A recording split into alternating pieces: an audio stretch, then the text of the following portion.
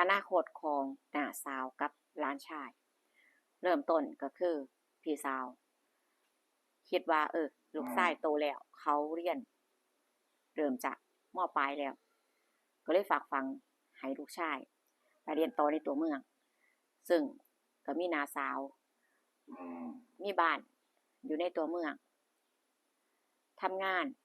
อาชีพการงานก็ดีก็เลยฝากฝังไว้กับน้องสาวตัวเองว่าเอาหลานไปอยู่นำแน่มีบ้านแล้วก็มีงานทำอาชีพการงานก็ดีฝากฝังนำแน่ได้บ่คือเป็นห่วงบ่อยากให้ไปอยู่ลำพังกลัวว่าจะเกเรไปเที่ยวบ้างติดเพื่อนบ้างแบบเนี้ยย้านลูกว่าเสียคนน้าสาวก็เป็นคนที่การงานเนี่ยประสบความสำเร็จค่อนข้างที่จะดีแต่ชีวิตครูค่อนข้างที่จะล้มเหลวเอาง่ายๆก็คือบ่มีความสุขบ่มีคู่ชีวิตที่แน่นอนแต่งเลิกคบเลิกมาหลายคนนับบ่ถ้วนซึ่งน้องสาวก็ว่าได้เอาเขามาอยู่บ้านเดียวกันก็ได้เพราะว่าบ้านก็มีหลายห้องไหนๆก็มาอยู่นํกันบ่ต้องไปเสียค่าเช่าโน่นนี่นั่นหลายอย่างไหนจะเป็นค่าเทอมลูกอีกมากมายไก่กองเริ่มถ้ามหาลัยนี่ยิ่งนักนะน้องสาวก็คือปรึกษากันระหว่างพี่น้องเนาะพี่สาวก็ตกลงให้ลูกชายไปอยู่นำหน้าเขาที่นี่ก็มารับตัวไปเสือค้นเอาของสิ่งที่เพิ่นจำเป็นที่ต้องใส่ไปอยู่บ้านน้ำหน้าบ้านก็หลังที่แบบบ่แม่นใหญ่มากมายบ่ได้ใหญ่โตแต่ว่าสำหรับผู้หญิงคนเดียวก็ถือว่ามีบ้านของตัวเองเนาะมันก็เป็นอีหยังที่แบบว่าสุดยอดคือมีบ้านมีรถงานอาชีพการงานดีส่วนหนึ่งของค่าใช้จ่ายน้องสาวก็ว่าบ่ต้องคิดมากเด้อฟังส่วนบางอย่างจังซี้ก็สิช่วยออกเพราะว่าตัวเองบ่มีลูกบ่มีภาระจังซี่นะตัวคนเดียวนะก็สิแบ่งเบาภาระจังซี้สงสารพี่สาวเพราะว่าคือลูกหลายคนเนาะการรับผิดชอบการส่งลูกเรียนก็เป็นอีหยังที่ค่อนข้างที่จะเป็นภาระหนักเด้น้องสาวก็เลยว่าเดี๋ยวจะช่ว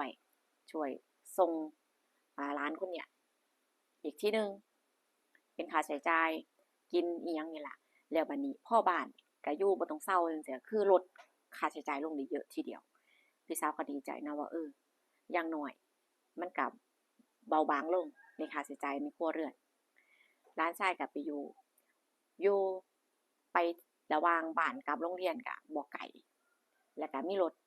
ก็มีรถเครื่องคันนึงเพื่อเที่ยวไปโรงเรียนจังซี่ขับรถไปเองยามเช้าจังซี่เนาะพอค่าใช้จ่ายกินในแต่ละวันจังซี่น้าก็เป็นคนให้บ้างบางทีก็แม่โอนให้จังซี่เนาะแต่ว่าหลานชายก็จะเป็นคนนิสัยดีเป็นคนที่ขยันตั้งใจเรียนมากเลยซึ่งน้าก็เห็นแล้วก็สบายใจนะว่าเพิ่นมีความตั้งใจทำหน้าที่ตัวเองได้ดีมากซึ่งแม่ก็ชมตลอดว่าเป็นคนนิสัยดีแล้วที่นี่น้าสาวก็จะคบกับผู้ชายคนหนึ่งอยู่ซึ่งก็คบกันมาสักประมาณ4 เดือนได้ในความสัมพันธ์เนาะคบหาดูใจกัน4 เดือนก็เที่ยวมาบ้านบ้างจังซี่อาทิตย์ละครั้ง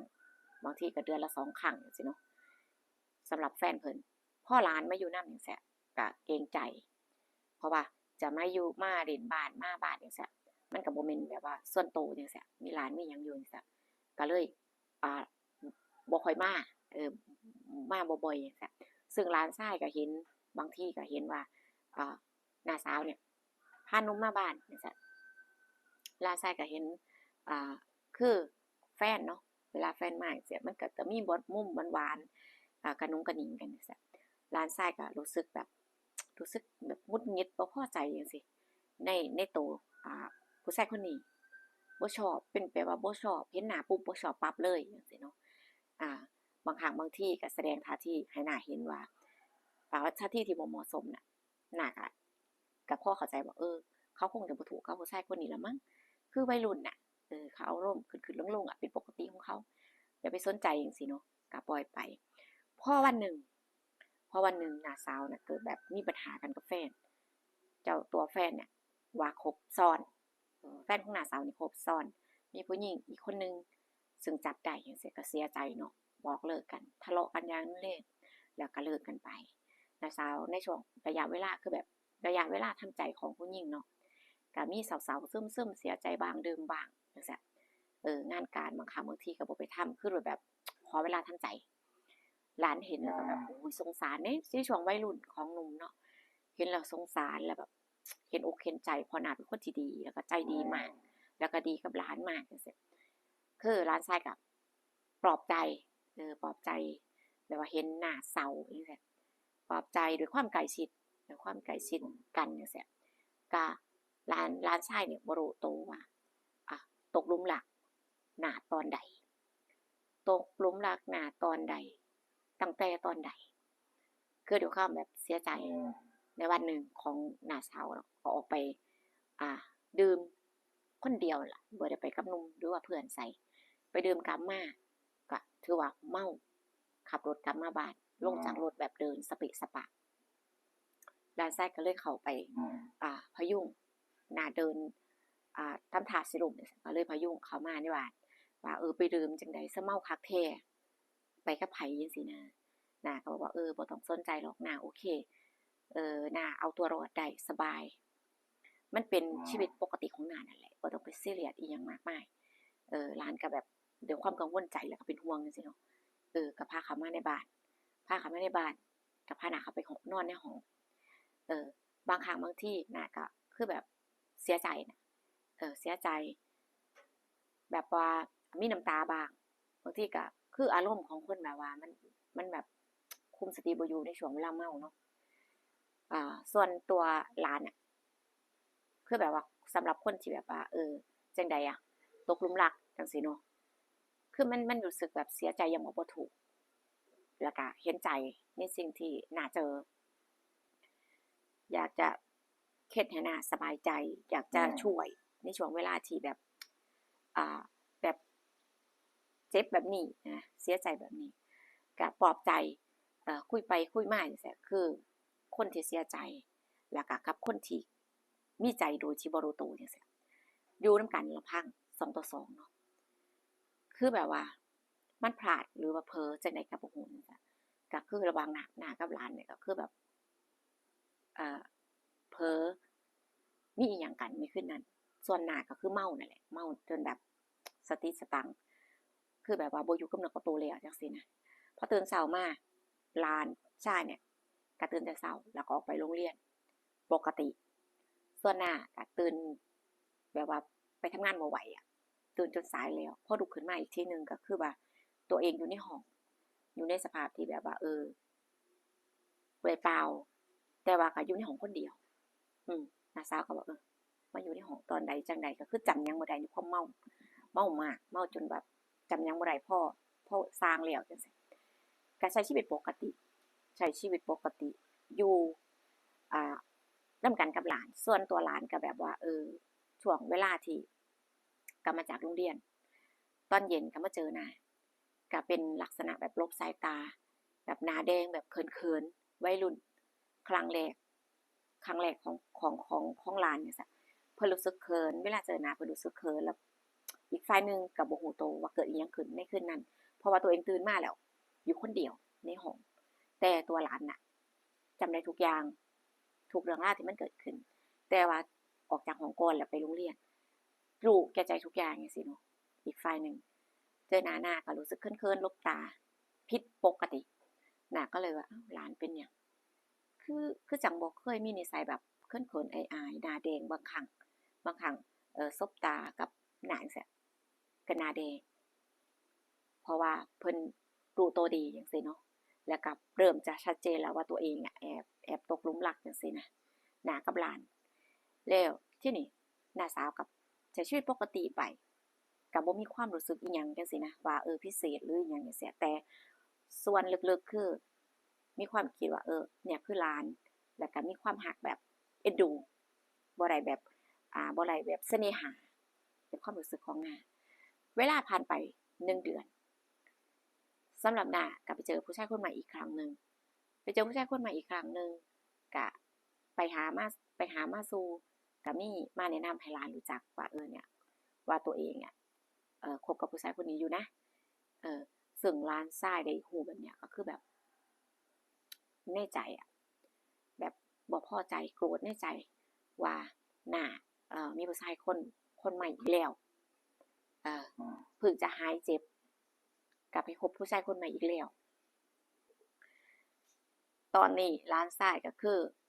ลำบากใจอะบ่ฮู้ว่าสิแก้ปัญหาจังใดดีหนึ่งเนื่องจากว่าหน้าก็บ่ฮู้โตวว่าคืนนั้นเกิดหยังขึ้นแต่ว่าสำหรับร้านชายมันเป็นครั้งแรกแล้วเป็นแบบรักแรกโดยซ้ำคือเห็นหน้ากับผู้ชายคนนี้กับผู้ชายคนใหม่เนี่ยหวานกันแฟนเนาะหวานกันกระนุงกระนิงเอาอกเอาใจทุกอย่างร้านก็บ่พอใจบ่พอใจแล้วพยายามวางแผนเฮ็ดให้2คนนี้เลิกกันให้ได้แล้วก็เฮ็ดสำเร็จเออบ่นานคบกันบ่นานหน้ากับแฟนคนใหม่ก็เลิกกันแล้วก็อกหักอีกครั้งร้องไห้เสียใจคือเก่าร้านก็พยายามปลอบใจเหมือนเดิมแล้วก็พยายามจะบอกเรื่องราวที่เกิดขึ้นในมื้อนั้นจะพยายามบอกความรู้สึกตัวเองว่ารู้สึกตัวเองน่ะรู้สึกจังไดกับหน้าบอกว่าอยากจะบอกว่าตัวเองน่ะหลงรักแล้วก็แบบว่าทนบ่ได้ที่จะเห็นแบบว่าเห็นผู้ชายคนนั้นมาเฮ็ดให้อกหักผู้ชายคนนี้มาเฮ็ดให้เสียใจจังซี่นะพยายามซึ่งหน้าก็แปลกใจว่ามันเป็นจังไดมันรู้สึกแบบแปลกๆรู้สึกแปลกๆร้านดูแปลกไปเปลี่ยนไปซึ่งตัวหน้าเองก็คือแบบยังบ่ทันยังบ่ทันยังบ่ทันมีความรู้สึกว่ารักใครแต่ว่ารักแบบเอ็นดูเสียมากกว่าจังซี่นะร้านก็เปิดใจว่าว่าหลงรักหน้านี้มานานแล้วเฮา2คนก็เคยมีอิหยังกันแบบลึกซึ้งเคยมีอิหยังกันเกินเลยมากกว่าหน้ากับหลานแล้วอิหยังจังซี่เนาะมันเป็นครั้งแรกของเขาจังซี้เขาก็บอกว่ามันเป็นครั้งแรกของเขาเป็นรักแรกแล้วเขาก็บอกว่าเขารักหน้าแบบว่าสุดหัวใจอะบ่ยอมให้ไผมาเฮ็ดให้เสียใจหรือว่าทำให้หน้าแบบผิดหวังแบบนี้อีกแล้วคือคือแบบสารภาพความรู้สึกของตัวเองประมาณนี้เนาะหน้าก็แบบอึ้งไปขณะหนึ่งแบบเฮา2คนอ่ากลายเป็นแบบมีอิหยังกันตอนใดหน้าคือบ่ฮู้หน้าคือบ่รู้โตวจังซี่นะคือแบบว่าโดยความแบบงงสับสนแล้วก็แบบว่ามันเกิดขึ้นได้จังใดซึ่งเพราะว่าอีกฝ่ายหนึ่งก็บ่เคยคิดแบบบ่เคยแบบว่าสิมีความรู้สึกแบบว่าอ่า